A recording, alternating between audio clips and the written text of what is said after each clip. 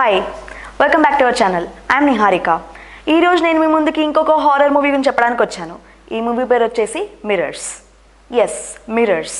ఈ టైటిల్కి తగ్గట్టుగానే ఈ మూవీ స్టోరీ అంతా మిర్రర్స్ చుట్టే తిరుగుతూ ఉంటుంది. అండ్ ట్రస్ట్ మీ, చాలా చాలా ఇంట్రెస్టింగ్గా ఉంటుంది. ఇది మోడరేట్ లెవెల్ హారర్ మూవీ. అంటే బాగా బిగినర్స్ చూడడానికి చాలా భయపడతారు, అలాగే బాగా ఇష్టపడే వాళ్ళు అంటే ఇంకా థ్రిల్లింగ్గా ఉంటే బాగుందని ఫీల్ అవుతారు. సో ఈ మూవీ చాలా చాలా ఇంట్రెస్టింగ్గా ఉంటుంది.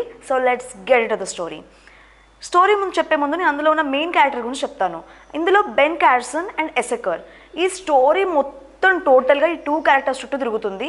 అండ్ ఆ 2 క్యారెక్టర్స్ చుట్టూ అండ్ ప్లేస్ ఈవెంట్ ఎక్కడంటే మేఫ్లవర్ కార్పొరేషన్. అది ఒక డిపార్ట్మెంటల్ స్టోర్ అనమాట. అంటే డిపార్ట్మెంటల్ స్టోర్ అంటే ఒక బట్టల షాప్ అండ్ అన్ని ఒక మాల్ లాగా అలా ఉంటుందన్నమాట. సో ఆ ప్లేస్లో ఈ 2 క్యారెక్టర్స్ చుట్టే స్టోరీ అంతా తిరుగుతూ ఉంటుంది.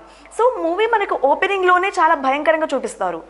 ఫస్ట్ ఒక సెక్యూరిటీ గార్డ్, అతని పేరు వచ్చేసి గ్యారీ లెవిస్. అతను పరిగెత్తు ఒక సబ్వేలోకి వెళ్ళిపోతాడు. అదే డిపార్ట్మెంటల్ స్టోర్లో వెళ్తూ భయంగా పరిగెత్తు చాలా టెరిబుల్గా, అది కూడా చాలా టెరిఫిక్గా ఉంటుంది. తన ఫేస్ అయితే ఏంటి, తను పడే భయం, ఆ ఎమోషన్, మనకు ఆ సౌండ్ ఎఫెక్ట్స్ ఫస్ట్లో చాలా భయంగా ఉంటుంది. సో అలా పరిగెత్తు ఒక డెడ్ ఎండ్కి వచ్చేస్తాడు. డెడ్ ఎండ్కి వచ్చేసాక అక్కడ ఎలా వెళ్ళాలో ఎటు వెళ్ళాలో అర్థం కాదు, ఏ దారి కనిపించదు. ఆ కనిపించని సమయంలో తన ఎదురుగా ఒక పెద్ద మిర్రర్ ఉంటుంది, చాలా పెద్ద మిర్రర్. ఆ మిర్రర్లో తన రిఫ్లెక్షన్ ఉంటుంది. భయపడుతూ ఉంటాడు తను చాలా, అది అక్కడ కనిపిస్తుంది. బట్ ఆ మిర్రర్లో రిఫ్లెక్షన్ అనేది మాత్రం ఏ భయం లేకుండా చాలా క్రూయల్గా చూస్తూ ఉంటుందన్నమాట. సో ఆ పీరియడ్ ఆఫ్ టైంలో ఆ మిర్రర్ అనేది క్రాక్ అయ్యి అందులో ఉన్న ఒక ముక్క, అంటే అద్దం యొక్క ముక్క ఆ మిర్రర్లో ఉన్న రిఫ్లెక్షన్ ఇలా కోసుకుంటుంది, గొంతుని కోసుకుంటున్నప్పుడు ఆ రిఫ్లెక్షన్లో పడేది ఇలా ఒరిజినల్గా ఆ యొక్క సెక్యూరిటీ గార్డ్ మీద పడుతుందన్నమాట.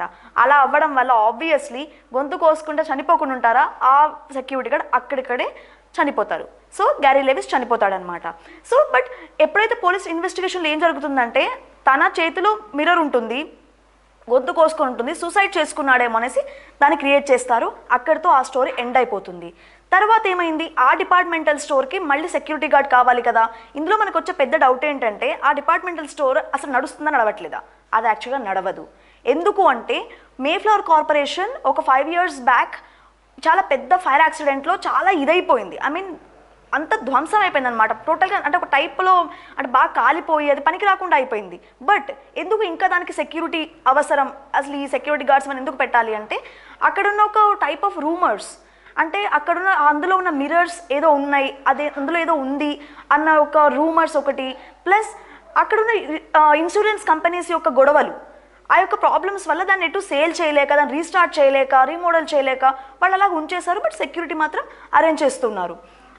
ఆ టైంలో ఈ సెక్యూరిటీ గార్డ్ చనిపోవడం వల్ల ఇంకొక సెక్యూరిటీ గార్డ్ని పెట్టాల్సి వచ్చింది. ఇప్పుడు వస్తారు మన హీరో బెన్ క్యార్సన్. ఆయన ఒక డిటెక్టివ్ ఆఫీసర్. ఆయన సస్పెండ్ అవుతారు. ఒక రాంగ్ కేసులో ఒకరిని చంపడం ద్వారా ఆయన సస్పెండ్ అవుతారు.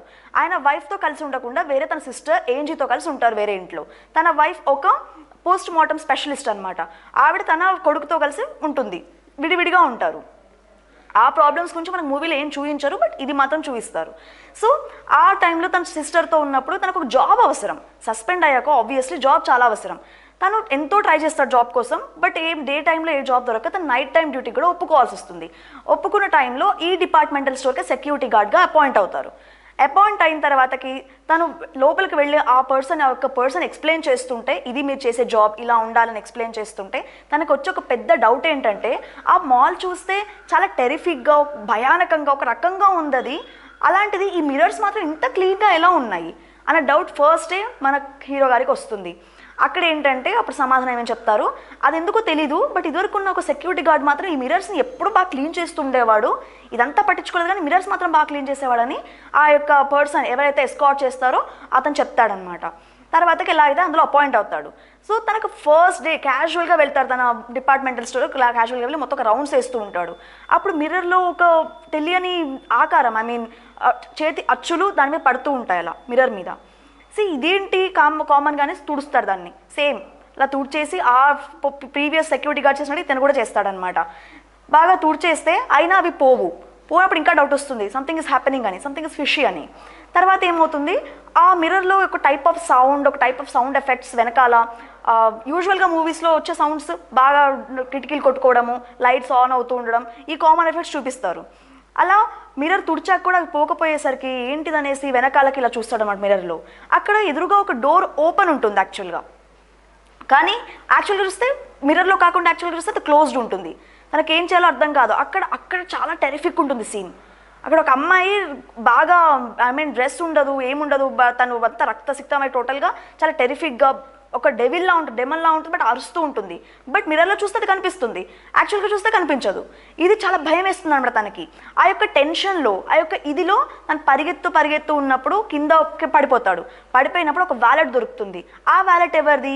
మనం ఫస్ట్ స్టార్టింగ్లో ఒక సబ్వేలో ఒక సెక్యూరిటీ ఆఫీసర్ వెళ్తూ ఎండ్ అయిపోయి చనిపోతారు అన్నారు కదా, ఆయన యొక్క వ్యాలెట్ అనమాట. అందులో ఎసెకర్ అని ఒక స్లిప్ ఉంటుంది. ఈ ఎసెకర్ ఏంటి, అసలు మిర్రర్స్లో ఏదో ఉందన్న డౌట్ తనకు అక్కడ స్టార్ట్ అవుతుంది. ఫస్ట్ ఆఫ్ ఆల్ మన బెన్ క్యాట్సన్కి వచ్చిన డౌట్ ఏంటంటే, ఇది మర్డరా లేకపోతే నిజంగానే తను సూసైడ్ చేసుకున్నాడా, అసలు ఏం జరిగిందని తెలుసుకోవాలనిపిస్తుంది. ఆ టైంలో తను ఆ ఒక తన యొక్క ప్రీవియస్ ఆఫీసర్స్ ఉంటారు కదా, ఆఫీసర్స్ని కన్సల్ట్ అయ్యి నాకు ఈయన గురించి మొత్తం డీటెయిల్స్ కావాలనేసి అడుగుతారు. యూజువల్గా ఆయన డిటెక్టివ్ కాబట్టి అడిగినప్పుడు ఈజీగా తనకు డీటెయిల్స్ వస్తున్నాయి.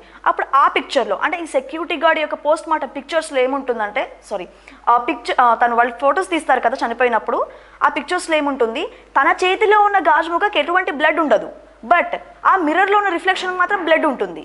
అక్కడ డౌట్ వస్తుంది, ఈ మిర్రర్స్లో ఏదో ఉంది, ఈ మిర్రర్స్లో ఏదో సంథింగ్ ఈవిల్ పవర్ ఉంది, అవి మనుషులు చేయకూడదు అనుకున్నవి కూడా చేయిస్తున్నాయి మనుషులతో అనే యొక్క పాయింట్ బెన్ క్యాట్సన్కి క్లియర్గా అర్థమవుతుంది. ఈ యొక్క పాయింట్ కన్ఫర్మ్ చేసుకోవడం కోసమే ఆ డిపార్ట్మెంటల్ స్టోర్లో కింద ఉన్న చాలా డౌన్లో ఉన్న బేస్మెంట్లోకి వెళ్తారు. తను వెళ్ళినప్పుడు తనకి ఇంకా మొత్తం వాటర్ లీకేజ్ అవ్వడం, ఒక సీక్రెట్ రూమ్ దొరుకుతుంది అక్కడ, సైకియాట్రిక్ వార్డ్ అనమాట. ఈ సైకియాట్రిక్ వార్డ్ ఏంటి అనేసి ఇంకా సర్చ్ చేస్తున్నప్పుడు తనకు వాల్ అంతా బాగా మట్టితో తడిసిపోయి ఇలా కొడితే, అంటే కొంచెం గట్టిగా కుదితే కింద పడిపోతుంది అనమాట. ధ్వంసమయ్యే స్థితిలో ఉన్న ఒక గోడ కనిపిస్తుంది. నెమ్మదిగా ఆ ఇటుకలని తీసేసి ఆ రూమ్లోకి వెళ్తాడు. ఆ రూమ్లోకి వెళ్ళినప్పుడు ఈ సీన్ కూడా నోట్ చేసుకోండి, చాలా అంటే చాలా టెరిఫిక్ ఉంటుంది. ఆ రూమ్ ఇంకా మిర్రర్స్ చాలా టెరిఫిక్ ఉంటాయి. చుట్టూ టోటల్గా మిర్రర్స్ ఉంటాయి, కింద పైన చుట్టూ టోటల్గా.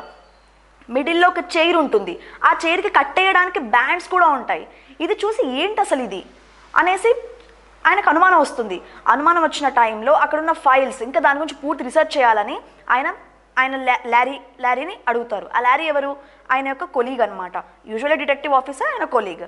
అడిగినప్పుడు ఆయన డీటెయిల్స్ ఇస్తారు. దీని ద్వారా తెలిసింది ఏంటంటే, మేఫ్లవర్ కార్పొరేషన్ ఎస్టాబ్లిష్ అవ్వకముందు ఈ 5 ఇయర్స్ బ్యాక్ మేఫ్లవర్ కార్పొరేషన్ అనేది ధ్వంసం అయిపోయింది, ఏది మంటల్లో. బట్ అది పెట్టక ముందు ఆ ఒక బిల్డింగ్ అనేది ఒక హాస్పిటల్, సైకియాట్రిక్ హాస్పిటల్.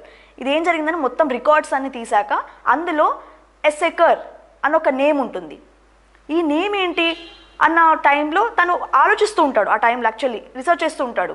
ఈ పీరియడ్ ఆఫ్ టైంలో నేను మీకు చెప్పాను కదా, ఈ బెన్ క్యాట్సన్ తన సిస్టర్ ఏంజీతో కలిసి వేరే ఉంటున్నాడని, వాళ్ళ వైఫ్తో కాకుండా. ఆ టైంలో ఏంజీ స్నానం చేయడానికి వెళ్ళినప్పుడు బాత్రూంలో మిర్రర్ రిఫ్లెక్షన్ చూస్తుంది. ఆ మిర్రర్లో సేమ్ రిఫ్లెక్షన్ ఏ చేస్తే దానికి అది ఎగ్జాక్ట్గా ఈ పర్సన్ మీద అప్లై అవుతుంది.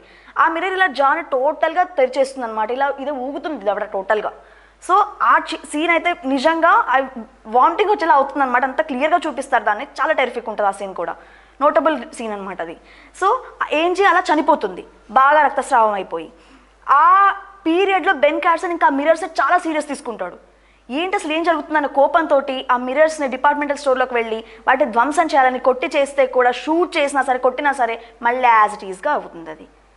ఇది ఏంటి అని ఇంకా భయం వేస్తున్న టైంలో ఏడుస్తాడు ఆ మిర్రర్ కానుకొని.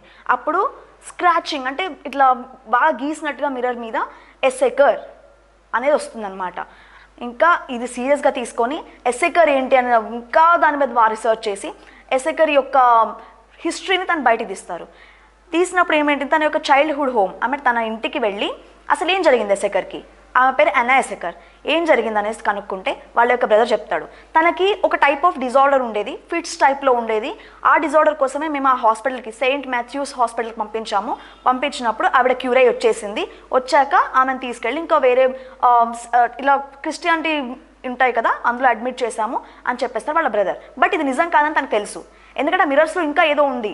ఎసెకర్తో ఏదో లింక్ ఉంది అన్న ఈ యొక్క పాయింట్తో బెన్ ఇంకా రీసెర్చ్ చేయడం స్టార్ట్ చేశాక సో ఇప్పుడు యానా బతికుందా లేదా అనేది పెద్ద టార్గెట్.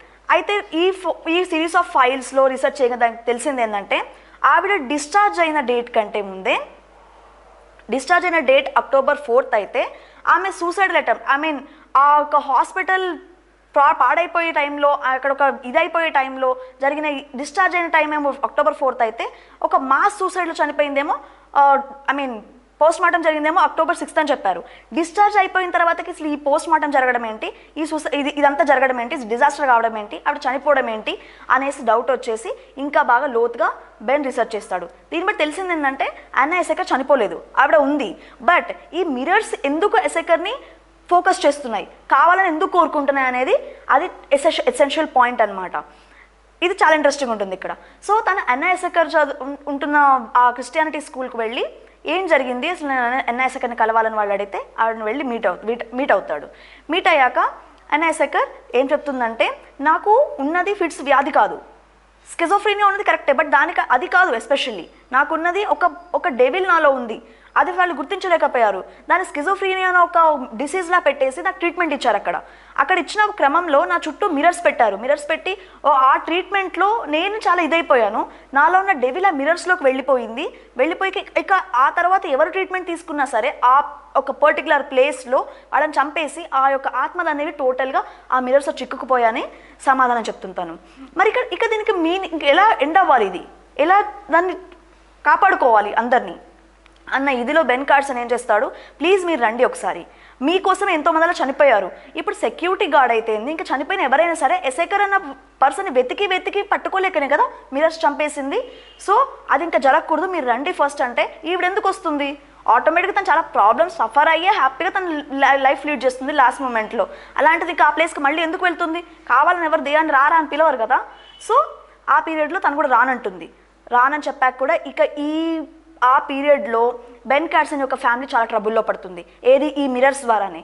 అది క్లియర్గా అర్థం చేసుకున్న బెన్ కార్సన్ తనని గన్ పెట్టి మరి బెదిరించి మీరు వస్తారా రారా అని బెదిరించినప్పుడు ఇక తప్పక ఆమె ఖచ్చితంగా రావాల్సి వస్తుంది డిపార్ట్మెంటల్ స్టోర్కి. వచ్చినప్పుడు ఆ మిరర్స్ యొక్క రియాక్షన్, ఆ సౌండ్స్ చాలా అంటే చాలా టెరిఫిక్గా ఉంటాయి, నోటబుల్ సీన్ ఇది కూడా. సో ఆవిడ వచ్చాక ఆ చైర్లో కూర్చోబెట్టాక ఆవిడ ఏదో మంత్రాలు చదివేశాక ఆ మిరర్స్ అన్ని టోటల్గా ఒక్కటేసారి హ్యూజ్ సౌండ్తో మొత్తం పగిలిపోతాయి, ఆవిడ చనిపోతుంది ఆబ్వియస్లీ. అండ్ ఆ మిరర్స్లో ఉన్న అన్ని డెమన్స్ ఈమెలోకి వచ్చేసి ఇక ఈ బెన్ కార్సన్ చంపాలని టార్గెట్ చేశాక ఆయన వెళ్ళి బాగా ఫైట్ చేసి కింద బేస్మెంట్లోకి వెళ్ళి ఒక గ్యాస్ లైన్ ఉంటుంది, అది బర్న్ చేయడం ద్వారా అతను కూడా చనిపోవాల్సి వస్తుంది. టోటల్గా అక్కడ ఇంకా ఎటువంటి ఆత్మలు ఇవన్నీ ఏం లేకుండా టోటల్గా విముక్తి అయిపోతుంది. బట్ ఇందులో అసలు హీరో బతకలేదా అనేది ఒక సస్పెన్స్ ఉంటుందన్నమాట. ఆయన నెమ్మదిగా బాగా స్ట్రగుల్ అవుతూ అన్ని దాటుకొని బయటకు వచ్చాక తనకు అన్ని లెటర్స్, నంబర్స్ అని రివర్స్లో కనిపిస్తాయి, యాజ్ ఇఫ్ ఈ సీన్ మిరర్స్. మన మిరర్స్లో చూస్తే రివర్స్లో కనిపిస్తాయి కదా, అలా కనిపిస్తుంటుంది. సో తనకి లాస్ట్లో అర్థమైంది ఏంటంటే నేను కూడా చనిపోయాను అంటే తను కూడా చనిపోయాడు, తను కూడా ఒక మిర్రర్ వరల్డ్లో ఉన్నాడని అర్థమవుతుంది. సో ఈ స్టోరీ అనేది చాలా అంటే చాలా బ్యూటిఫుల్ ఉంటుంది చూస్తున్నప్పుడు. సో మీరు కూడా చూడండి అండ్ మీకు ఎలా అనిపించిందో ఖచ్చితంగా కమెంట్ చేయండి. Thank you for watching this video till the end. Thank you. Please like, share and subscribe to the channel.